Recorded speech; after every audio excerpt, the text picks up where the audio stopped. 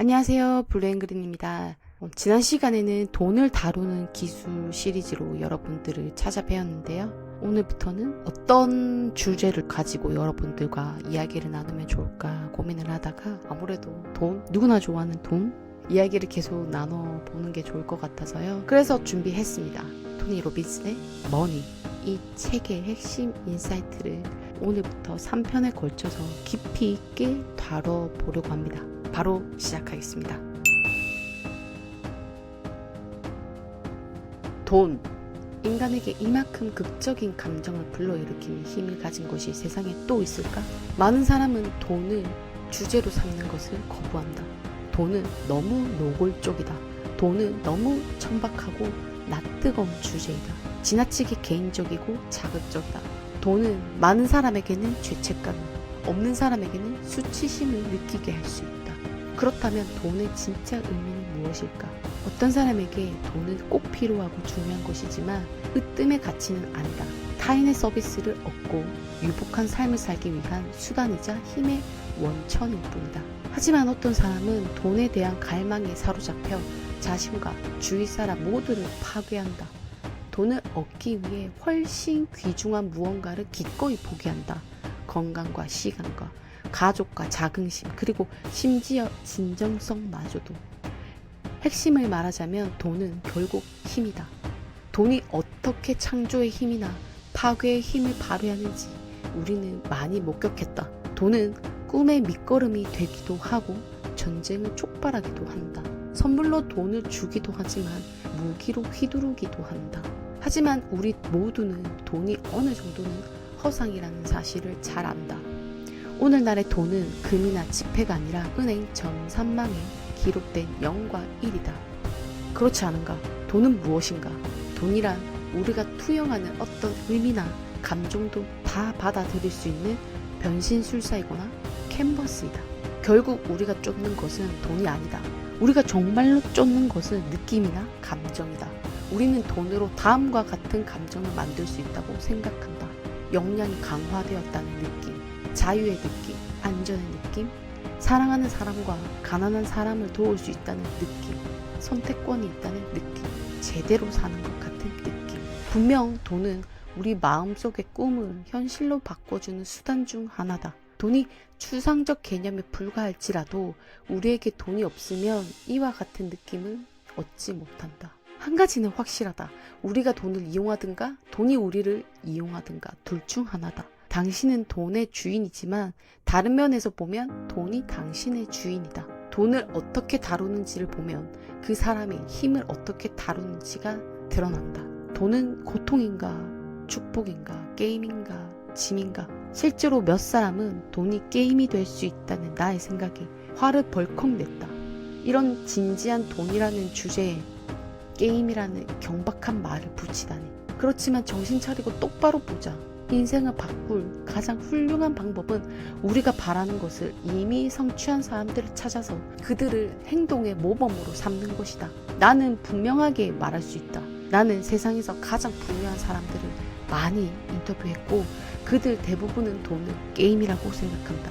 그렇지 않다면 수십억 달러의 재산을 벌고도 하루에 10시간에서 12시간씩이나 일할 이유가 또 어디 있겠는가. 모든 머니 게임이 다 경박하지는 않다. 이 게임은 인생 태도를 반영한다. 어떤 사람은 옆에 앉아 다른 사람의 게임을 구경만 하고 또 어떤 사람은 이기기 위해 직접 게임에 참가한다. 당신의 게임 방식은 어떠한가? 반드시 명심해라. 이 게임은 저도 괜찮은 게임이 아니다.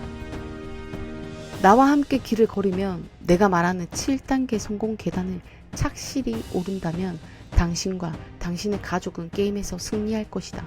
아주 크게 이길 수 있다. 그러나 이기려면 규칙을 알아야 하고 이미 게임을 정복한 사람들이 들려주는 최고의 성공 전략을 배워야 한다. 희소식이 있다.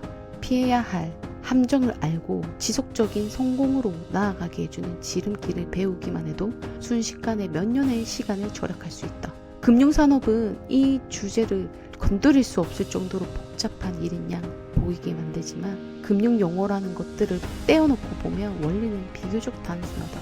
이제 본론으로 들어가자.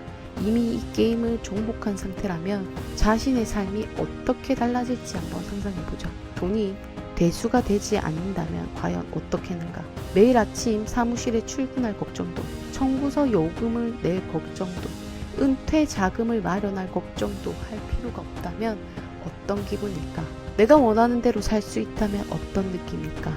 하고 싶은 사업을 시작할 기회가 생기고 부모님에게 집을 사드리고 아이들을 대학에 보내고 홀가분한 마음으로 세계 여행을 떠나도 아무 문제가 없다는 것이 무슨 의미일까? 매일 아침 기본적인 생계 유지만이 아니라 목표와 꿈을 추구해도 될 정도로 돈이 넉넉히 있다는 사실을 아는 상태로 잠에서 깬다면 삶이 어떻게 달라질까? 솔직히 우리는 그래도 계속 일을 할 것이다. 그것이 우리의 천성이기 때문이다. 하지만 기쁨과 풍요로움이 가득한 상태에서 일을 한다는 점이 다르다. 일은 계속하지만 극심한 생존 경쟁은 더는 존재하지 않는다.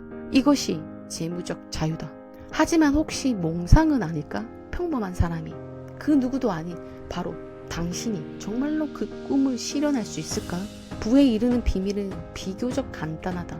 타인에게 그 누구보다도 더 많이 도움을 줄 방법을 찾으면 된다. 더 가치 있는 사람이 되면 된다. 더 많이 행동하고 더 많이 베풀고 더 큰 존재가 되고 더 많이 봉사하면 된다. 그러면 더 많이 벌 기회가 생긴다. 당신이 한강 앞에서 최고의 푸드트럭을 운영하건 회사에서 가장 높은 실적을 내는 판매사원이건 1인 크리에이터이건 다 마찬가지다. 장담하건대 지금 이 순간 당신의 인생에서 가장 중요한 현금 인출기는 바로 당신이다. 일을 멈추면 인출기도 중단되고 현금 흐름도 멈추고 소득도 멈춘다. 기본적으로 말해 당신의 재무 세상이 서서히 정지한다. 다른 식으로 생각해보자. 당신은 시간을 손해보는 기계, 즉 안티타임머신이 되었다. 당신의 환경은 가장 필요한 소득을 얻는 대가로 가장 소중한 시간을 내주는 방식으로 설정되어 있다. 이러한 거래에서 굳이 설명하자면 당신은 늘 손해보는 쪽이다. 확실히 이해가 되는가? 당신이 일을 멈추면 돈벌이도 중단된다. 그렇다면 등식에서 당신이라는 항을 꺼내 다른 접근법으로 찾아보자. 당신이 있던 항에 현금 인출기를 집어넣고 그것을 당신이 자는 동안에도 돈을 벌도록 세팅하자. 그것을 직원도 없고 월급도 안 나가고 간접비도 들지 않는 부업이라고 생각하라. 그 현금 인출기의 유일한 재고는 당신이 집어넣은 돈이다. 그것의 유일한 제품은 평생 100세까지 산다고 해도 결코 마르지 않는 소득 흐름이다. 이 기계의 사명은 당신과 가족에게 혹은 이혼이라면 미래의 가족에게 재무적으로 자유로운 삶을 제공해 주는 것이다. 굉장히 근사하지 않은가? 이 비유적 기계를 설치해 적절히 유지하고 관리하면 발전기 1000대에 맞먹는 힘을 내준다. 1년 365일 내내 가동되는 데다 6년에는 하루 더 일하고 심지어 공휴일에도 쉬지 않는다. 이 현금 인출기는 인생에서 가장 중요한 재무 결정을 내린 다음에야 가동을 시작한다. 그 결정은 무엇인가? 바로 소득의 몇 %를 묶어둘 수 있는지에 대한 결정이다. 생활비로 돈을 쓰기 전에 총 수입 중 몇 %를 자신에게 지급할 수 있는가? 인생에서 어떤 일이 벌어져도 절대로 건드리지 않을 각오가 있는 금액은 얼마인가? 이 금액을 아주 진지하게 고민해야 하는데 지금 월급 중 일정 부분을 저축해 미래의 자신을 위한 돈을 마련한다는 결정에 따라 남은 인생이 좌우되기 때문이다. 이렇게 목표로 정한 비율은 9to5의 쳇바퀴 돌리기 생활에서 벗어나 재무적 자유를 향한 여행을 시작할 수 있게 해준다. 일정 부분을 저축한다는 단순한 결정을 내리고 복리의 놀라운 힘을 활용하는 것이야말로 여행을 시작할 수 있는 유일한 방법이다. 이 결정의 커다란 장점은 결정을 내리는 주체가 당신이라는 사실이다. 당신만이 가능하다. 다른 누구도 대신하지 못한다. 따로 저축해 두는 돈은 재무 계획 전체의 핵심이 되므로 이 아이디어에 잠시 시간을 내보자. 심지어 그 돈을 저축이라고 생각하지도 말라. 당신에게 지금과 미래의 자유를 사준다는 의미에서 나는 이 돈을 프리덤 펀드라고 부른다. 이 돈이 수입의 일부분이라는 사실을 이해하자. 그것은 당신과 가족을 위한 돈이다. 월급에서 일정 부분을 떼어 저축을 하고 현명하게 투자를 하면 어느샌가 당신이 돈을 위해 일하는 것이 아니라 돈이 당신을 위해 일하는 생활이 시작된다. 게다가 그 마법의 과정이 시작되기를 애써 기다릴 필요도 없다. 지금 이런 궁금증이 생길지도 모른다. 그런데요, 저축할 돈을 어디서 마련하죠? 지금 버는 돈으로는 생활비도 빠듯한데요. 내 친구 헤일리를 생각해 보길 바란다. 그녀는 낡은 차에 쓰던 돈의 절반이면 새 차를 몰 수 있다는 사실을 깨달았다. 너무 수리비가 많았기 때문이다. 그녀는 쓰지 않게 된 나머지 돈 50%로 무엇을 했을까? 그녀는 그것을 프리덤 펀드에 여생을 위한 투자에 집어넣었다. 처음 시작하면서 그녀는 한 푼도 저축하기가 힘들 것 같다고 생각했지만 결국 10%를 저축하기 시작했다. 그 다음으로 차에 들어갈 비용이라는 단기 목표를 위해 추가로 8%를 더 저축했다. 그러나 미래를 위한 저축의 소득의 10%에는 절대로 손을 대지 않는다. 결국 일해서 버는 소득이 얼마인지는 문제가 되지 않는다. 당신이 몇십 년 동안 일한 월급은 도대체 지금 어디로 갔는가? 여기서 느낌이 왔는가? 수입의 일정 부분을 저축하지 않으면 돈은 오간데 없이 다 사라진다.